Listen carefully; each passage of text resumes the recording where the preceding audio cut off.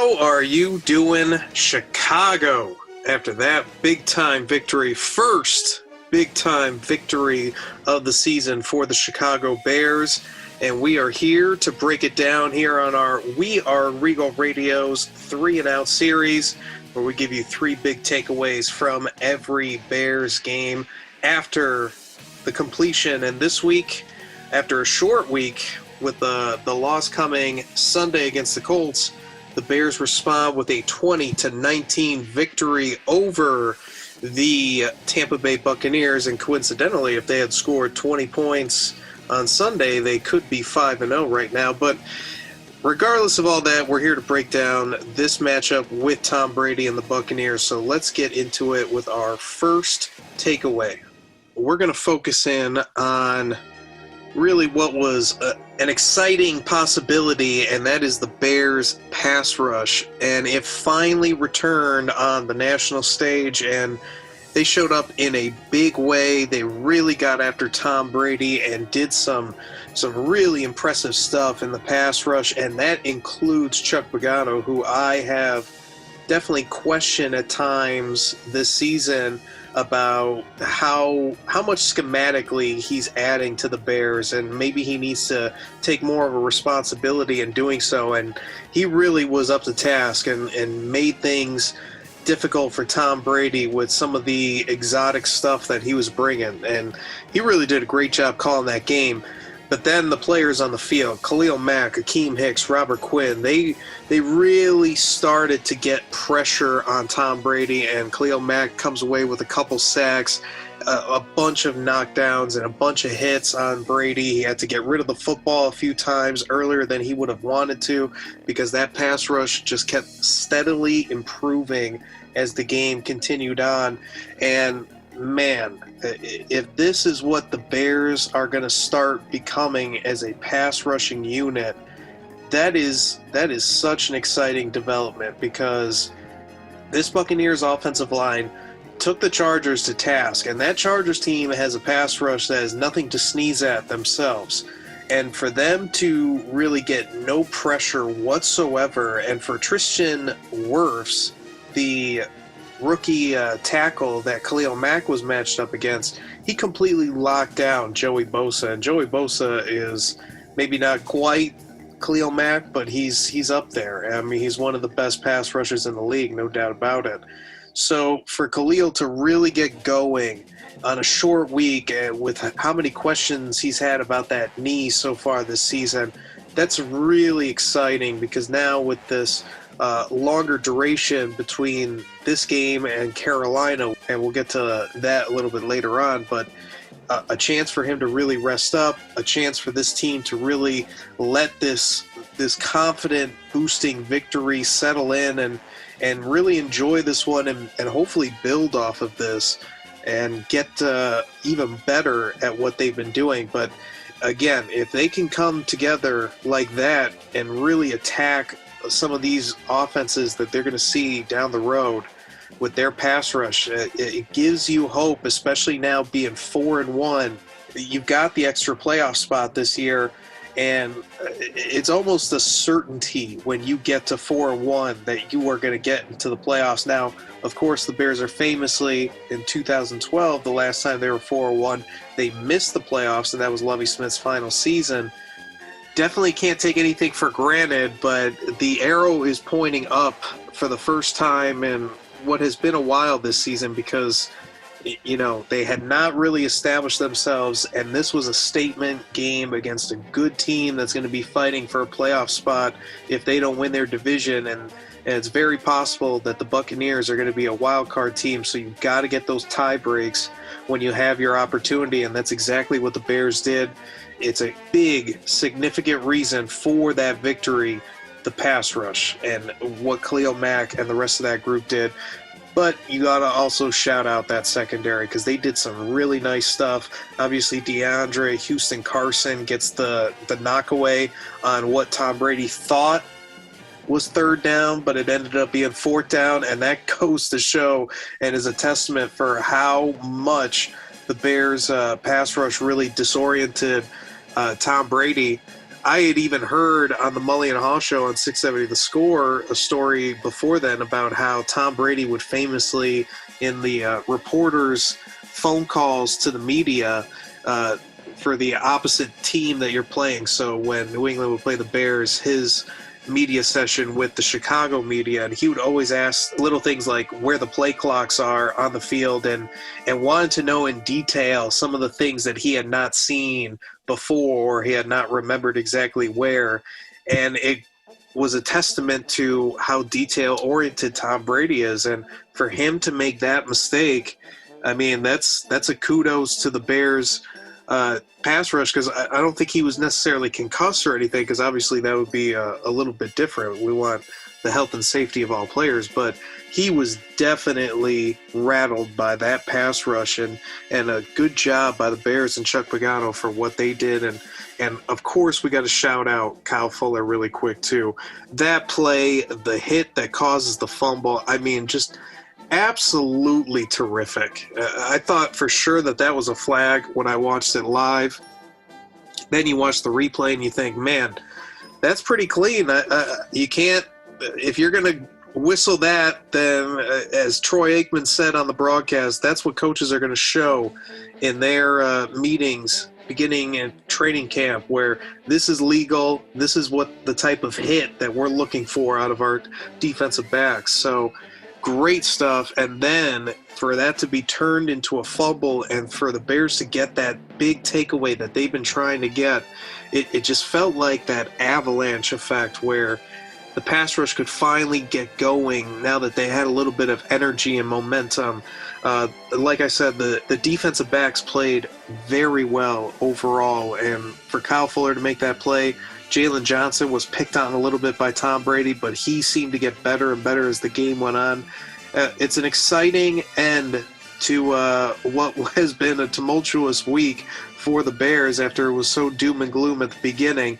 And obviously there's still room for improvement. Danny Trevathan wasn't exactly perfect, and that can definitely be said about Roquan Smith, who missed some opportunities for some big early tackles, and he's got to shore that up. But it's at least comforting to see that right now, and no matter who you are, if you are going to play the Chicago Bears defense, you got to expect to score basically high teens, low 20s, because they're not giving up much more. And if they get this pass rush going, you can expect that points per game to start going down as well.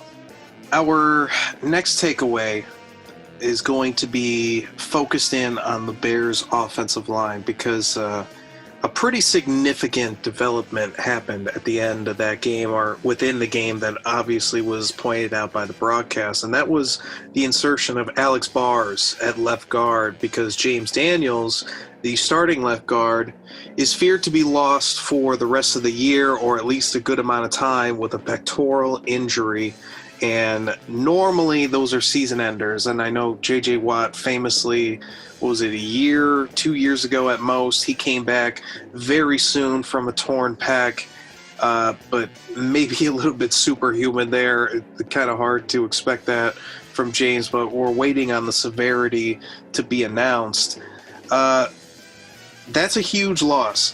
By all accounts, from range of analysts here in Chicago, including guys like Olin Kreutz, Patrick Manley, the two guys that played the position in the NFL, they have all said how this loss is pretty significant, because James Daniels was probably your best offensive lineman right now. And even though he didn't have a great game against DeForest Buckner, he had been playing so consistent up until that Colts game and really had showed an improvement. And he's kind of famously a very young player, so maybe he needed a little bit more time to develop than most of your average NFL rookies, because he still was so young, didn't quite have that NFL body, and it seemed like everything was sort of coming together for him this season.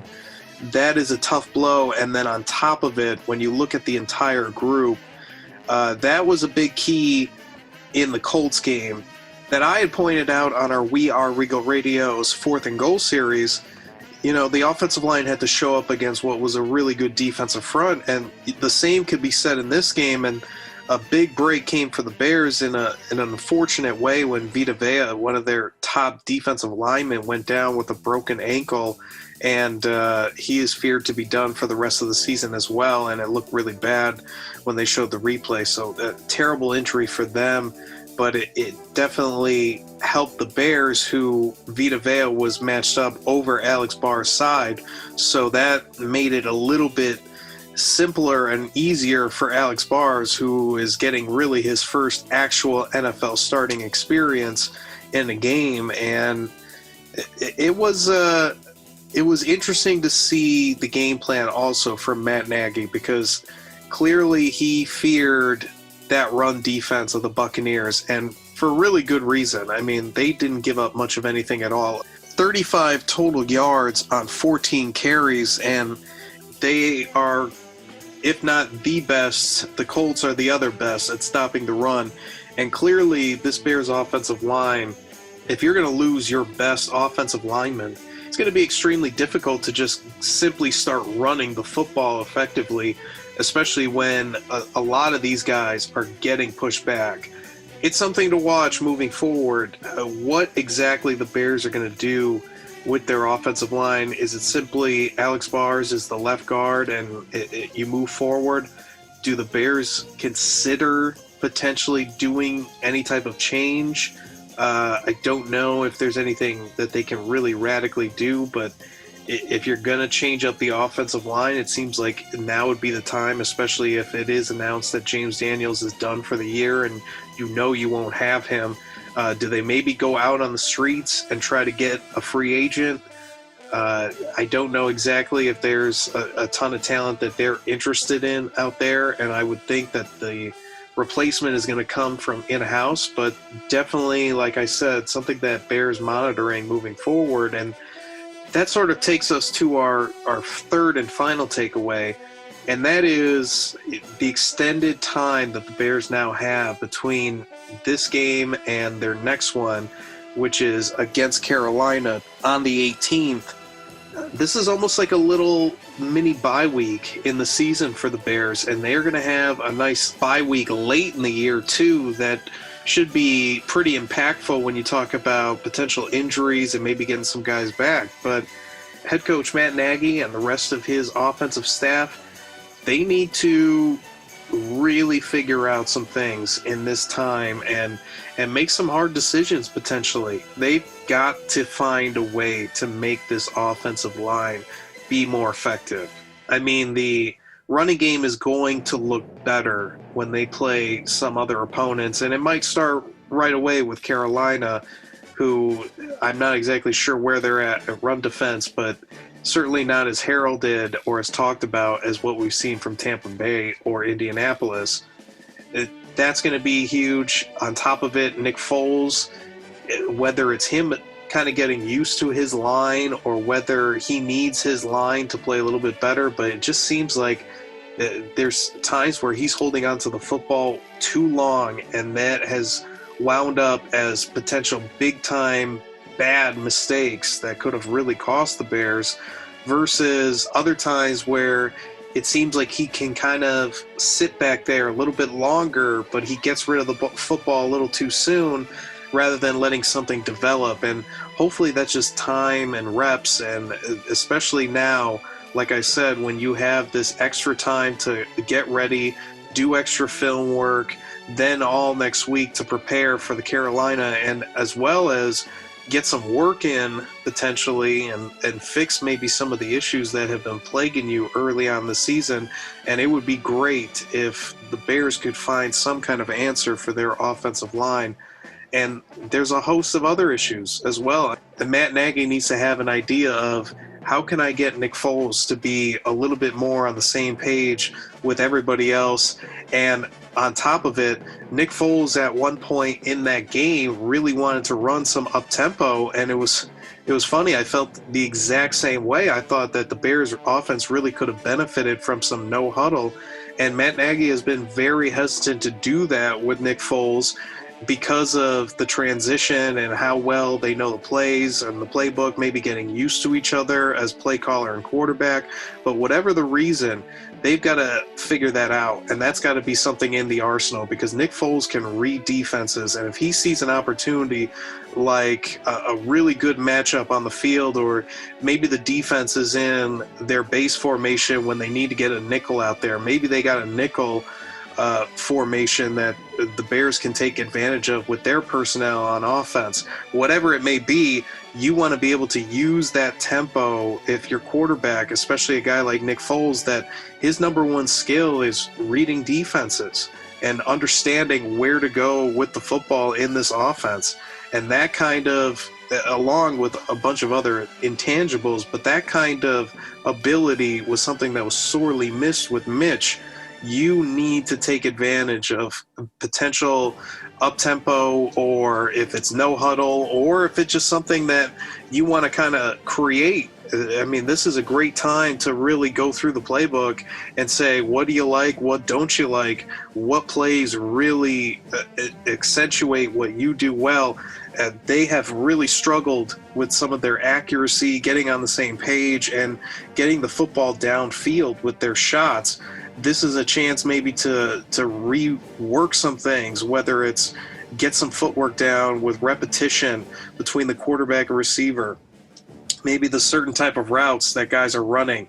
You know, it's easier for him to throw a skinny post seam to Jimmy Graham versus Allen Robinson. Whatever it is, this is that big opportunity. And speaking of opportunity and Jimmy Graham, I've been thinking that Jimmy Graham has to be one of the prime candidates to become that number 2 receiver for this offense. They desperately need somebody else to rise up besides Allen Robinson to really establish themselves as a threat that defenses have to account for, and basically be that counterpunch to Allen Robinson. And you'd love for that to be Darnell Mooney, Ted Ginn, maybe even Anthony Miller, because you're talking about the speed guys. Now with Anthony, it really looks like he is not going to get as many opportunities as some of these other guys. It's probably going to be an injury or an inability from either Mooney, some of the tight ends, maybe even Ted Ginn, whatever it is, but he's moving down in the pecking order, and he's going to have to figure that out with work that he does in practice, and obviously staying game ready so that when he does get an opportunity, he can potentially make a play. But Darnell Mooney with that speed would be great as a number 2 complement to Allen Robinson. But seeing Jimmy Graham looking like somewhat old school Jimmy Graham. The only mistake he made was not attacking the football late in that football game when the ball was thrown at him. He should have high pointed it and not just expected it to cradle on into his body. But that aggressiveness on the one-handed terrific play, as much as Kyle Fuller's play was a highlight defensively, this Jimmy Graham touchdown was the equivalent offensively. A perfect back shoulder throw by Nick Foles, and I love watching Jimmy Graham go up for it and fight on those 50-50 balls, and really believe that should be more of a significant factor in this offense. I mean, especially if you ever see man coverage and Jimmy Graham lined up. I mean, if I'm Nick Foles, I'm going to go out there a lot more, and he's thrown that 50-50 ball a lot to Allen Robinson, but I think I would give Jimmy Graham a shot, because especially with his body control, and he uses his arms so well. You see it that he throws out that wing, but he doesn't extend his arm, and it's like a post-up play on offense, but he uses his strength because he's so strong and big, and uses his size that he will kind of just wing somebody off of him, never fully extends, which would be a flag, but as long as you have that 90-degree bend in the elbow, you can basically do whatever you need to do. And he got that 6 inches of separation, whatever it was, and it created a perfect pocket for him to go with his other hand and make that catch, and for him to just make that one-handed catch like it was nothing. I mean, he's been huge in the red zone. 4 touchdowns for him on the year. I think he had 10 total with Seattle back in 2015. That was his last impactful touchdown year. For $9 million, if he can get around 10 touchdowns for you, I think he paid himself off. So it's looking more and more like Jimmy Graham is becoming a really nice signing by the Bears, but can they expand, I think, is the question, because if you can really establish that number two, and if he is that guy, and it reminds me a little bit about Jason Witten back in Dallas, how he just could be such a safety valve. You just throw it to him, he's just going to catch it, and he's going to pick up 4 or 5 yards and just basically be a good running play at the minimum. If they can get that with Jimmy Graham and then get some shots downfield with Mooney, Ted Ginn, obviously Anthony Miller, if he comes along as well, Cordell Patterson out of the backfield, you start feeling really good about what this offense can do. So definitely a lot of things that the Bears can work on in this kind of mini bye week. We haven't even come close to a 60-minute complete game from this team, and we have seen that before under Matt Nagy, or at least 50, 55 minutes. And I think that's going to be one of the huge goals for this team for next week, if you want a little tease, and that's going to be, can they play more of a complete game? Other than probably the first half against the Giants, it's only been fourth quarters that they've really showed up. And even in this game against the Buccaneers, you look at the second quarter as a really good quarter, but that third was not, and I guess you give it to the fourth because you got the victory there. They've got to put together more good football for longer durations. But a great win, moving to 4-1, that's nothing to sneeze at. Hopefully this team can, as I said, fix some issues or at least get a heck of a lot better in certain areas. And if Nick Foles, again, can play consistent and maybe take a step forward by hitting some deep balls downfield, you feel good about the potential of this Bears team. But a huge development to watch is going to be the progression of that offensive line.